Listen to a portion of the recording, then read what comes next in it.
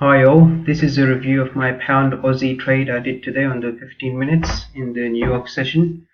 So I chose pound Aussie because it was already on my higher time frame list of things to buy for this week, as I expected a weekly move up on this. So I was more comfortable with pound Aussie instead of the other Aussie groups, which are also looking good. And so the setup I saw here was very good buys up and choppy move down by the sellers in a much weaker format than these buys.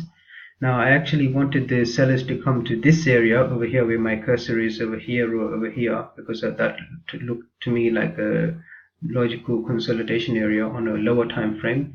But that didn't quite happen, even though this tail reacted from close to that area. And my entry was based on realizing that after this buy came up, this may be the reaction from this area, not quite, but close enough. And I went down time frames to see the details of that reaction. So here, when I saw these buyers come up really strongly and even get to this seller over here, even poke out a little bit with this wick, and in the pullback they started holding, I got interested and went down another time frame to see the details of that pullback. And in this pullback, when I saw that where these strong sellers came down over here, I was waiting for some sort of reaction from this level, or from this level, from these support areas, and I managed to get exactly that. But I didn't quite hit the trade there because I was not feeling so aggressive. If I were feeling aggressive, I think the trade would have been hit somewhere on this candle's way up, with stop losses below this area or this area. But instead I just let the buyers come up over here, and once I saw an evidence of hold, that proved to me that the resistance over here is inactive and not really doing its job of pushing it down any lower.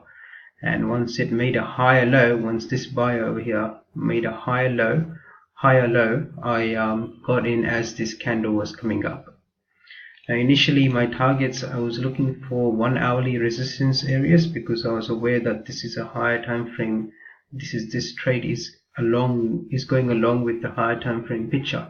So I was looking at some sort of reaction to happen here, and I thought maybe this area would get cleanly taken out. But I did note that this would depend a lot on momentum, and once I realized that the buyers over here had trouble at this resistance, I decided to cut it right around this area. And I think that was a good decision, but the cutting decision was not quite it was not quite precise, and there was a bit of illogical thinking there. Namely, when I saw these really strong sellers come down and I saw this lower high making a lower high from this spike, I sort of expected from this structure, especially when this sell came down, started coming down, that this is probably going to make a deeper pullback. So I had a feeling that yes, I should cut it right there, but I didn't quite do that. In fact, I let the sellers take out this small little buyer over here from this wick. Instead, I did that instead because I still had a little bit of hope, a little bit of irrational hope that this may just go up. But objectively, if I look at it, I think at this point I really had confidence that this is going down for a deeper pullback. So I think next time I really should pay attention to my actual opinion and play according to that actual opinion. So at least remove some positions to say that yes, that opinion is valid, and I'm respecting that opinion I have by reacting to it. So I didn't do that because of just hope that maybe it will go higher, but I still had the sense to cut it when this buyer was taken out. So I think that was a good exit. I was looking for re-entries, but I didn't really spot a good re-entry, especially over here. This looked like sellers were still in control, and even over here when these reactions, so for example when this strong wick came down over here and came back up, I thought maybe that's one of the sharp reactions I'm looking for from a logical support, but the correlations were telling me that that's not really to be trusted, because in both Aussie Swiss franc and Aussie USD, the last sellers had been taken out by good buyers, so there was some Aussie strength hitting the market. So I didn't really trust this spike that came down to take even any aggressive entries for buyers with stop losses below here. So oh, by the way, my stop loss placement for this was over here, because my whole entry was based on the thesis that this is the spike down and it's the high low and it's unable to go any lower. So that was the whole thesis for my entries. I thought it's logical for me to put the stop loss there where my thesis would be invalidated.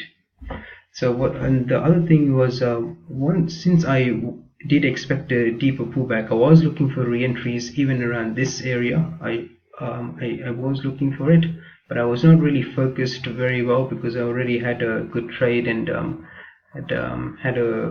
was in good profit for the day, and I think this is a weakness that's just persisting and getting a little bit better, but also it just goes up and down in terms of the weakness is specifically laziness and just losing focus near the end and not chasing the opportunities, even though it completely aligned with my view, which was a deeper pullback and probably there's going to be another attempt by my buyers. So that's something I will keep in mind. I just have to focus more and play opinions out to completion. That is, respect my opinions and play them out and don't ignore them. Okay, so that's all, and comments and questions are very much welcome. As you can see, it's currently going